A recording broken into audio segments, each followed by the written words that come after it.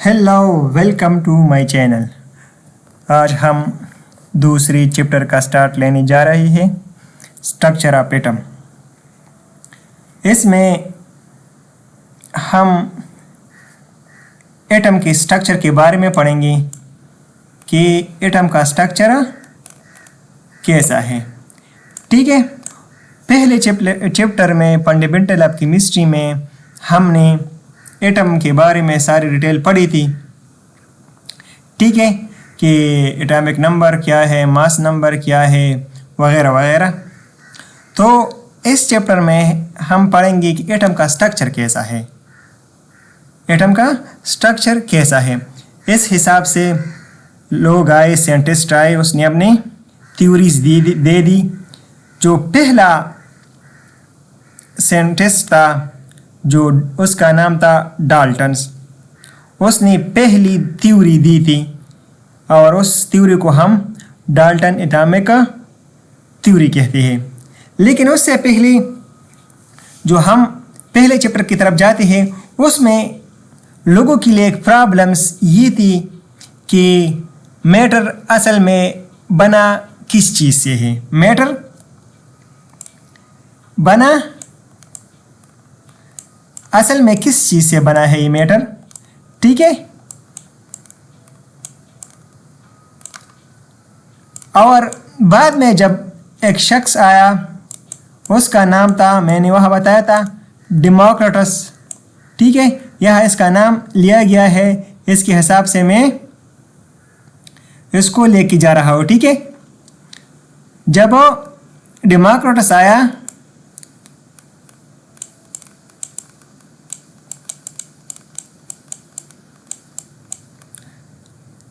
Four 100 BC में, और उसने ये प्रॉब्लम, ये मसला हल किया था। ठीक है, उसने कहा था कि जब हम मैटर को डिवाइड करते हैं,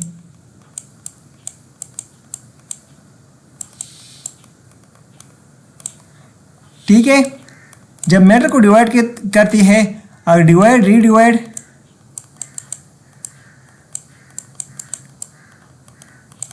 तो एक लास्ट पार्टिकल बचता है, उसको हम एटम कहते हैं। ये मसला उसने, ये प्रॉब्लम इसने हल किया था।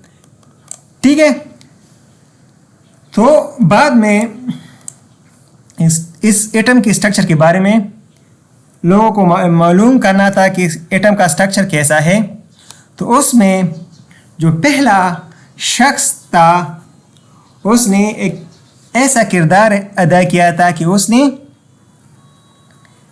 जो डाल्टन की बात थी, जो डेमोक्रिटस की बात थी, वो एक डाल्टन ने आगे लेके अपने थ्योरी में इस्तेमाल की।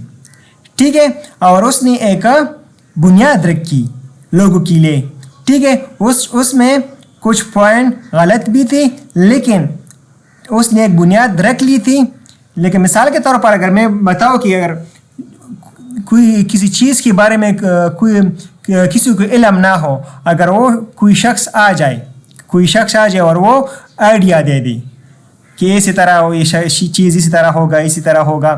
ठीक है, अगर वो चीज़ उसने गलत भी एक्सप्लेन की हो, लेकिन उसने तो बुनियाद रखी ना, तो इसी तरह हम इस शख्स से शुरू करते हैं। और ये शख्स इसके लिए मशहूर नहीं था। ठीक है, इससे पहले वो कलर ब्लाइंडनेस पर मशहूर था, क्योंकि उसको खुद कलर ब्लाइंडनेस थी। कलर जो डाल्टन था, उसको क्या थी, कलर ब्लाइंडनेस थी,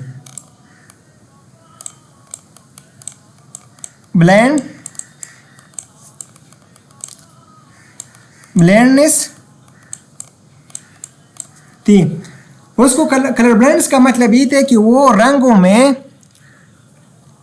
वो मिसाल के तौर पर अगर मैं यहाँ पर 6, 7, 8 रंग यहाँ पर इस एक ग्रुप शक्ल में रख दूं, तो वो रंगों में डिफरेंसेस नहीं कर सकता था। उसको ये सारी रंगी एक जैसी लगती थी। और इसको ये मसला अकेला नहीं था, उसका एक भाई था, उसको भी ये मसला था और वो इस मसले पर काम कर रहा था और उसने उस पर बहुत काम भी किया था, जो इस कलर ब्लाइंडनेस को बाद में लोग डाल्टनिज्म भी कहा करते थे। डाल्टनिज्म। कलर ब्लाइंडनेस बाद में किस पर मशहूर थी? डाल्टनिज्म की नाम पर मशहूर होगी। लेकिन वो भी उसने गलत कहा था, जो उसने एक्सप्लेनेशन वो दी थी कलर ब्लाइंडनेस की, वो भी गलत थी। ठीक है, लेकिन वो बाद में मशहूर हुआ अपने इस थ्योरी की बुनियाद पर जो उसने दिया था, डाल्टन एटॉमिक थ्योरी। ठीक है, तो हम स्टार्ट लेने जा रहे हैं। ठीक है, although the word atom was used in 400 BC, जो डेमोक्रेट्स ने इस्तेमाल किया था, however no further work was done until the 19वीं सेंचुरी। कोई भी काम उस पर नहीं हुआ 1900 सेंचुरी तक, क्योंकि लोग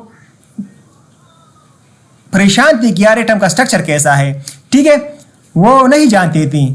लोग कहता था एक सेंटेंस कहता था कि वो काम कर लेगा, दूसरा कहता था कि वो काम कर लेगा एटम पर, लेकिन किसी ने काम इस पर नहीं की। ठीक है, लेकिन एक इंग्लिश स्कूल टीचर था। ठीक है, और कहाँ से था? ब्रिटिश। इंग्लिश मतलब ब्रिटिश, हम इसको कहते हैं ब्रिटिश। ठीक है, ब्रिटिश से था ये बंदा। ठीक है, After a serious experiment concluded that all matter must be composed of tiny particle, उसने बहुत से एक्सपेरिमेंट किया और उसकी बुनियाद पर उसने कहा कि जो मैटर है ये एक पार्टिकल से बना है जो एक बाल की शक्ल के, which are like a solid ball, एक बाल की शक्ल के है, and can not be further divided. उस बाल जो शक्ल है उसको हम फर्दर डिवाइड नहीं कर सकती, उसको हम एटम कहते हैं। उसने कहा कि जी जो ये मैटर है, जो हमारे साथ क्या है, जो ये मैटर है, ये मैटर किस चीज़ से बना है? ये मैटर एक चीज़ से बना है जो एक बाल की शक्ल की है। बाल की शक्ल, क्या? बाल की शक्ल की है। ठीक है, और इस बाल की जो शक्ल का है इसको हम फर्दर डिवाइड नहीं कर सकते, फर्दर इसको तकसीम नहीं कर सकते। इसको हम क्या कहते हैं? एटम कहते हैं। ठीक है, एटम।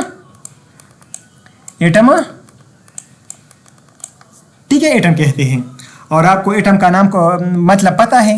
एटम का मतलब जो है हमारे साथ, एटम ग्रीक वर्ड से निकला है, लफ्ज़ ग्रीक वर्ड से निकला है एटम। ठीक है, एटमॉस, क्या? एटमॉस, मास। ओके, ए का मतलब अन, और टोमोस का मतलब कटेबल,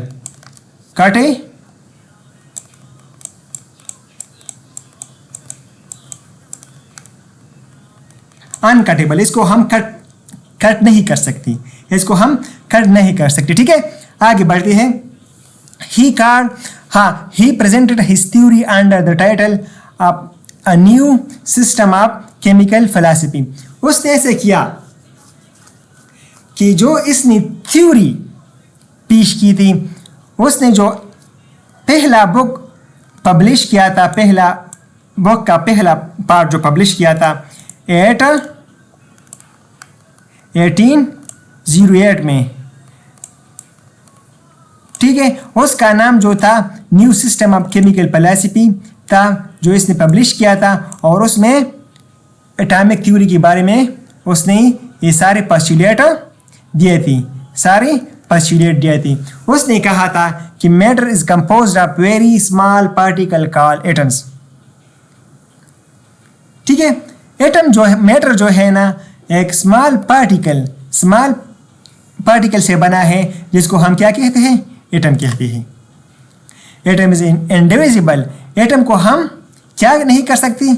बाकी टुकड़ों में तकसीम नहीं कर, एटम को हम इसी तरह बाकी टुकड़ों में तकसीम नहीं कर सकती, बाकी टुकड़ों में तकसीम नहीं कर सकती। ठीक है, atom can nether be created nor destroyed. Atom जो है ना तो पैदा होता है और ना डिस्ट्रॉय होता है। एटम ना तो पैदा होता है कि किसी रिएक्शन में भी, किसी और चीज़ में भी एटम ना पैदा होता है और ना डिस्ट्रॉय होता है, तबाह होता है। ठीक है, ना पैदा होता है ना डिस्ट्रॉय, तबाह होता है। ठीक है, ख़त्म नहीं होता। ठीक है, बस उसका जो काम है वो कर लेता है, बाद में बस रिएक्शन में वगैरह में वो चला जाता है। ठीक है, एटम्स आ particular atom are identical in size, shape and mass also is other properties. Atom जो है, मैंने कहा था एलिमेंट के बारे में, एलिमेंट मैंने कहा था कि element same kind of atom से बने होती है। मैंने कहा था पहले चैप्टर में एलिमेंट के बारे में कि किससे बने होते हैं, सेम काइंड ऑफ एटम से,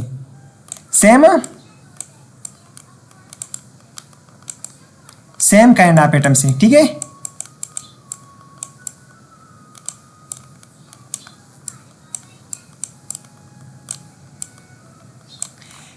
तो इसने यहां पर क्या कहा, एटम अ पर्टिकुलर एटम, खास एलिमेंट की जो एटम होती है वो क्या, मैंने यहाँ पर एक एलिमेंट, मेरे साथ एक एलिमेंट है। ठीक है, एलिमेंट है और इसमें एटमों से बना है। ठीक है, इस एटमों से बना है। ठीक है, ओके, जो एलिमेंट की जो एटम है, सारे की सारे एटम्स जो, इसका साइज भी सेम होगा, स्ट्रक्चर भी सेम होगा, मास भी सेम होगा, शेप भी सेम होगा और इसका जो सारे के सारे प्रॉपर्टीज वो सेम होंगी।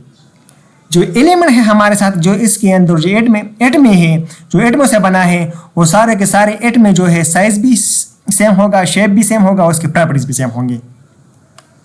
ठीक है, और मास भी सेम होगा, मास भी हमारे साथ क्या होगा, सेम होगा, मास भी सेम होगा।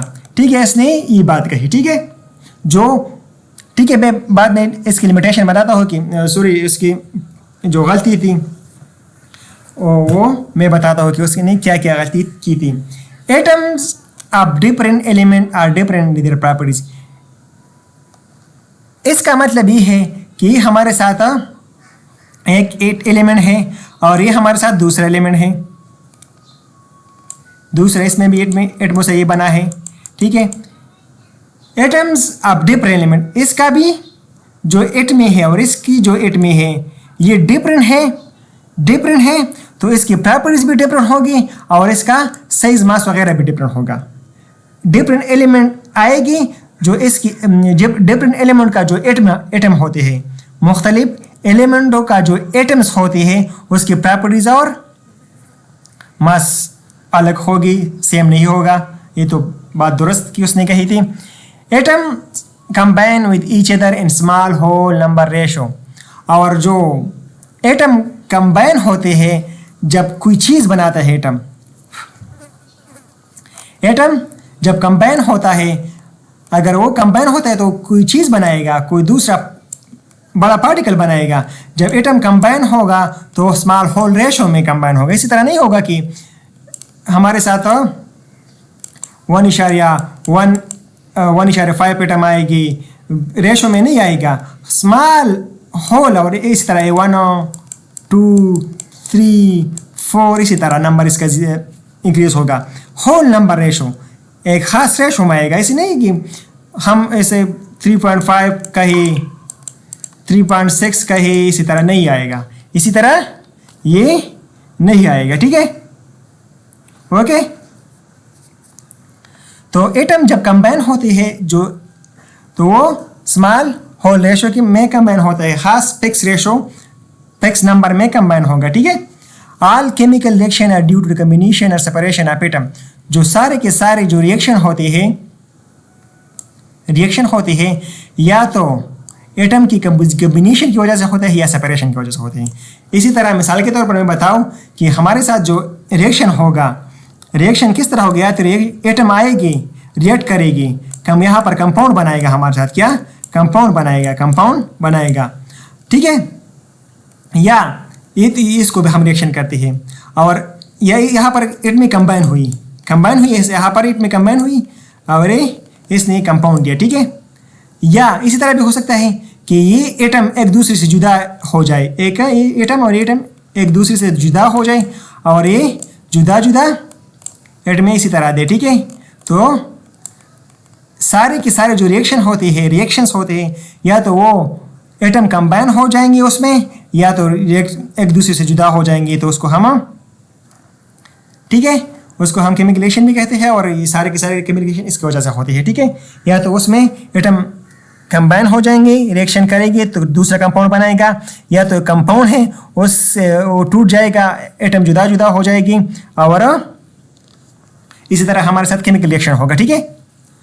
तो इसने एक बात ही कही, ठीक है, लेकिन इसमें दो पोस्टुलेट इसी तरह थे कि वो गलत थी, ठीक है।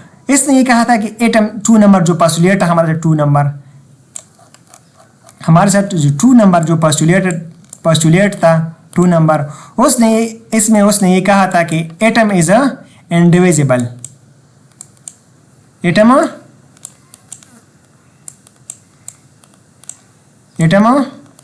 is a indivisible, uncuttable, indivisible, मतलब एटम बाकी टुकड़ों में डिवाइड नहीं होता। जब इसके अंदर देखा गया तो उसके अंदर बहुत सारे टुकड़े थे, पार्टिकल इसके अंदर भी सारे थे, जैसे कि प्रोटॉन इसके अंदर था, न्यूट्रॉन इसके अंदर था, इलेक्ट्रॉन इसके अंदर था, तो ये बाकी टुकड़ों में भी डिवाइड हो सकता था आसानी से, ठीक है। इसके अंदर प्रोटॉन था, न्यूट्रॉन था, इलेक्ट्रॉन था, और भी पार्टिकल थे, पॉजिट्रॉन वगैरह वगैरह, ठीक है। उसके अंदर पार्टिकल्स थे तो बाकी पार्टिकल में डिवाइड हो सकता था। तो ये पॉइंट उसने गलत दिया था। और दूसरा पॉइंट था हमारे साथ 4 नंबर जो पॉइंट था हमारे साथ 4 नंबर जो पॉइंट था, उसने कहा था कि एटम्स पर्टिकुलर एलिमेंट, खास एलिमेंट की, एक एलिमेंट की जो एटम में होती है। मिसाल के तौर पर ये हमारे साथ एलिमेंट है और ये किससे बना है? एटमों से बना है, ऑब्वियसली एटमों से बना है, ठीक है। इस एलिमेंट के जो एटम है सारे के सारे एटमों का मास भी सेम होगा,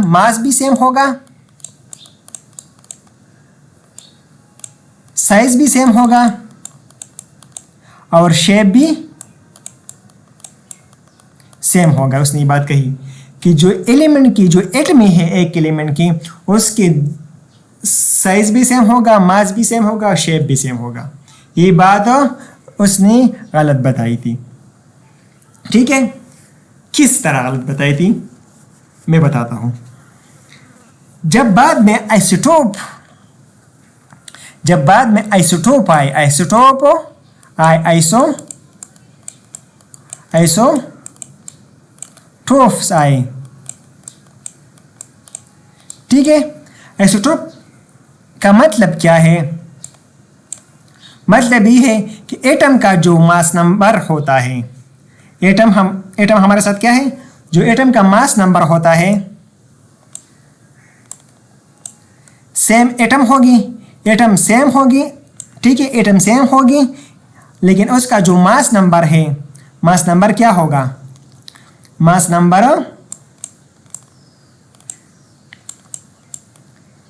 अलग अलग होगा, मास नंबर एक दूसरे से अलग होगा, और जो एटॉमिक नंबर है ये हमारे साथ सेम होगा। मतलब ये इसका जो साइज और शेप था, एक इसका तो सेम था, साइज और शेप था इस एटमों का तो सेम था, लेकिन मास यहां पर इंक्रीज हुई थी। मास यहां पर क्या हुई थी? इंक्रीज हुई थी। 2 नंबर यहां पर 12 है, यहां पर 14 है। मैंने वहां ये बात बताई थी, ठीक है। मिसाल के तौर पर मैं मिसाल लेता हूं यहां पर किस तरह ये होता है। मैंने कहा था कि हमारे साथ क्या होता है, हमारे साथ न्यूक्लियस है एटम का, ये हमारे साथ पहला शेल होता है, शेल 7-8 तक शेल होता है, 7, ठीक है। मैं 2 बनाता हूं। इसके अंदर जो होता है न्यूट्रॉन होती है और प्रोटॉन होती है न्यूक्लियस के अंदर, और इलेक्ट्रॉन जो है एटम की इर्द गिर्द घूमती है, इसी तरह इर्द गिर्द इसी तरह घूमती है, बाल शेप होती है, ठीक है। ओके, तो क्या होता है, ये हमारे साथ मैंने बताया था, ये हमारे साथ क्या है, ये हमारे साथ एटॉमिक नंबर है। एटॉमिक नंबर हमारे साथ क्या शो करते हैं, इलेक्ट्रॉन नंबर शो करते हैं, इलेक्ट्रॉन नंबर शो करता है, इलेक्ट्रॉन नंबर शो करता है हमारे साथ। ये हमारे साथ एटॉमिक नंबर क्या शो करता है, इलेक्ट्रॉन नंबर शो करता है, इलेक्ट्रॉन नंबर शो करता है, ठीक है। तो मतलब इसमें इलेक्ट्रॉन 6 है, इलेक्ट्रॉन नंबर शो करता है, तो इसमें इलेक्ट्रॉन 6 हुई ना, ठीक है। इसी तरह, ठीक है, इलेक्ट्रॉन 6 हुए, 2 पहले शेल में और 4 बाहर शेल में, ठीक है। तो आज आप लोगों को मैंने वहां बताया कि इलेक्ट्रॉन जितनी होगी उतनी प्रोटॉन भी हमारे साथ होगी, प्रोटॉन भी हमारे साथ होंगे, ठीक है। तो प्रोटॉन भी यहाँ पर हमारे साथ क्या हुई, 6 हुई, ठीक है, प्रोटॉन भी हमारे साथ 6 हुई। तो यहाँ पर जब हमारे साथ, जब हम प्रोटॉन न्यूट्रॉन निकालते हैं, न्यूट्रॉन, तो हम क्या करते हैं, जो हमारे साथ मास नंबर, यहाँ ये मास नंबर है, मास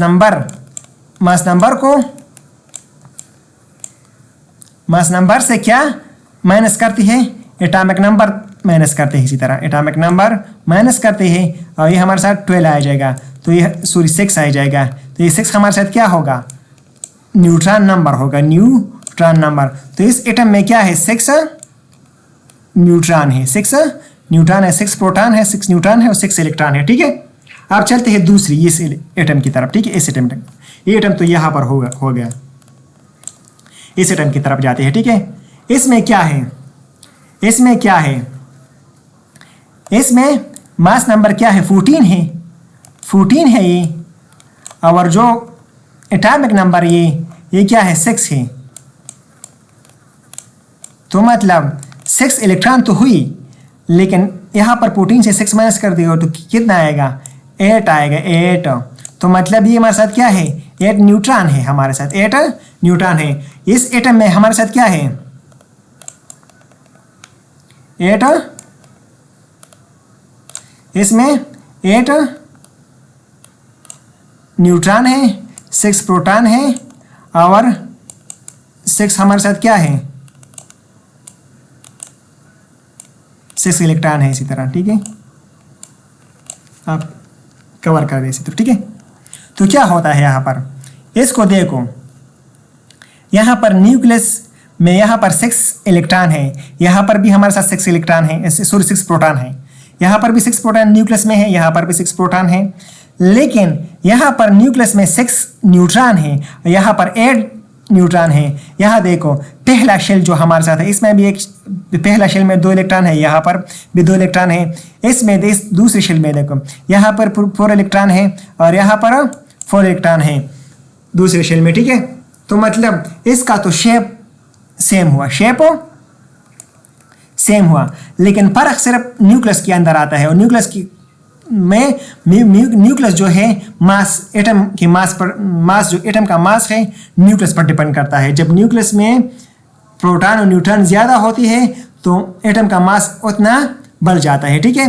तो यहाँ पर तो 2 न्यूट्रॉन ज़्यादा हुई, तो इस एटम का मास क्या होगा, ज़्यादा होगा, क्या होगा, ग्रेटर होगा, ग्रेटर होगा, किससे, इससे, ये लेस होगा, क्या, इसका मास क्या होगा, शाबाशी, लेस होगा, ठीक है, इसका मास लेस होगा, ठीक है। तो एलिमेंट के अंदर जो एटम है, ये एटम भी मौजूद होगा और ये एटम भी मौजूद होगा, ये भी मौजूद होगी, ज़्यादा की ज़्यादा जितनी भी मौजूद होगी ये भी मौजूद होगी। तो एलिमेंट जो है, एक एलिमेंट ये दोनों से बना हुआ होगा, तो मास तो सेम नहीं हुई, मास तो यहाँ पर सेम नहीं हुई, लेकिन शेप सेम हुआ, शेप सेम हुआ। तो ये जो 4 नंबर पोस्टुलेट हमारे साथ था, 4 number postulate, atom of particular atom, ये एलिमेंट ये क्या हुआ, गलत साबित हुआ, ठीक है। मैंने वहाँ एग्जाम्पल भी दी थी कि जिस तरह हमारे साथ ट्विन्स होते हैं, क्या ट्विन्स होते हैं, ट्विन्स, क्या ट्विन्स होते हैं, इसी तरह ट्विन्स का जो शक्ल है, शक्ल क्या, ये हमारे साथ पेस जो है, पेस, ठीक है, पेस जो पेस है वो तो सेम होगा पेस, लेकिन मसला क्या होगा, मसला उसकी मास का होगा। एक का मास ज़्यादा होगी और दूसरा का मास कम होगा, क्योंकि एक ज़्यादा खुराक करेगा दूसरा खुराक नहीं करेगा, तो ऑटोमेटिकली जो खुराक ज़्यादा करेगा उसका मास बढ़ जाएगा।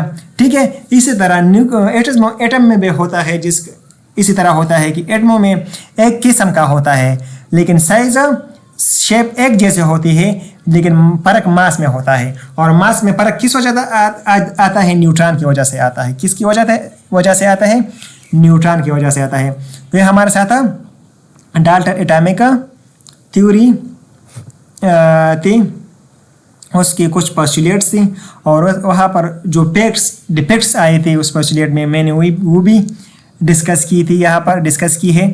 और ये जो डाल्टन था उस वक़्त उसको कौन सा बीमारी था, कलर ब्लाइंडनेस वाला, वो भी मैंने डिस्कस की।